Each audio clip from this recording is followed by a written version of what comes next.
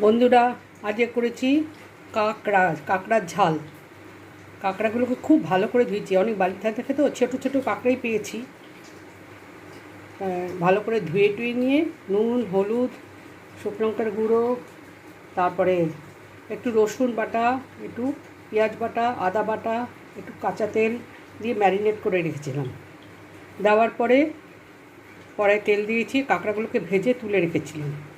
এবার সেই তেলে এলাচ, দারচিনি, লবঙ্গ আর তেজপাতা ফোড়ন দিয়েছি, একটু ঘি দিয়েছি, দিয়ে ওর মধ্যে রসুন কুচি আর পেঁয়াজ কুচি দিয়েছি। দিয়ে নাড়িয়ে ভাজা ভাজা হয়ে গেলে, লাল হয়ে গেলে, তখন পেঁয়াজ বাটা, আদা বাটা, রসুন বাটা, টমেটো বাটা সব একসঙ্গে দিয়ে পেস্ট কষিয়েছি।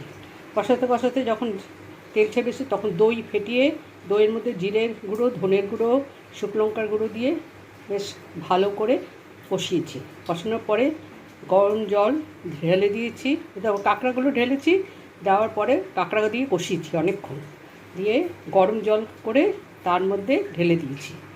দিয়ে যখন হয়ে এসছে, এলাচ, গরম মশলার গুঁড়ো আর ঘি দিয়ে নামিয়ে দিয়েছি। এই রকম হয়েছে কাঁকড়া ঝাল।